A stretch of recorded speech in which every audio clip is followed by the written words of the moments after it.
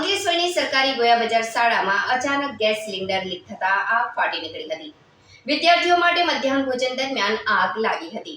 190 વિદ્યાર્થીઓને સુરક્ષિત સ્થળે ખસેડવામાં આવ્યા હતા। શિક્ષકોએ ફાયર એક્સટિંગ્વિશરનો ઉપયોગ કરીને આગ પર કાબુ મેળવ્યો હતો। અંકલેશ્વર ગોયા બજારમાં આવેલી નગરપાલિકા સંચાલિત કુમાર શાળા નંબર 1 માં મોટી દુર્ઘટના ટળી ગઈ છે। શાળામાં મધ્યાહન ભોજનની તૈયારી દરમિયાન ગેસ સિલિન્ડર લીક થતા અચાનક ભડકો થયો અને આગ ભભૂકી ઉઠી હતી। કામ કરતા મધ્યાહન ભોજન કર્મચારીઓ બહાર દોડી આવ્યા હતા અને બૂમાબૂમ કરતા શિક્ષકો પણ વર્ગખંડમાંથી બહાર દોડી આવીને પ્રથમ વિદ્યાર્થીઓને બહાર કાઢી બાજુની શાળામાં આપ્યા હતા। આ દરમિયાન અન્ય શિક્ષકો ફાયર એક્સટિંગ્વિશરનો ઉપયોગ કરીને આગ પર ફોમનો છંટકાવ કરી કાબુ મેળવ્યો હતો। આ દરમિયાન પાલિકા ફાયર ટીમ પર દોડી આવતા ત્વરિત અસરથી લીકેજ ગેસ બોટલ બહાર કાઢી તેને ઠંડો કર્યો હતો। શાળાના શિક્ષક ગજેન્દ્રભાઈ પટેલે જણાવ્યું હતું કે બપોરના સમયે મધ્યાહન ભોજનની કામગીરી ચાલી રહી હતી। આ દરમિયાન અચાનક ગેસ સિલિન્ડર લીક થતા આગ ફાટી નીકળી હતી। શાળામાં અભ્યાસ કરતા 190 વિદ્યાર્થીઓને તાત્કાલિક સુરક્ષિત સ્થળે ખસેડવામાં આવ્યા હતા। મધ્યાહન ભોજન યોજનાના કર્મચારીઓ અને શાળાના શિક્ષકોએ ફાયર એક્સટિંગ્વિશરનો ઉપયોગ કરીને આગ પર કાબુ મેળવ્યો હતો।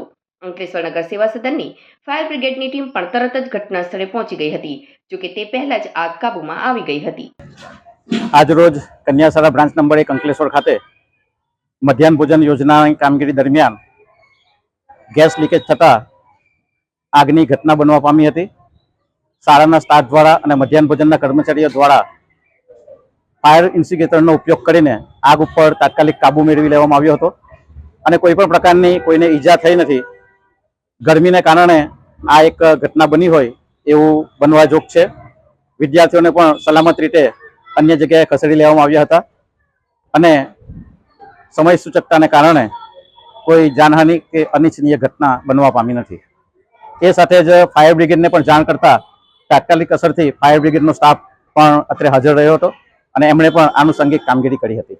કેટલા વિદ્યાર્થીઓ અહીંયા કન્યા શાળા બ્રાન્ચ નંબર 1 માં કુલ 190 વિદ્યાર્થીઓ અભ્યાસ કરે છે।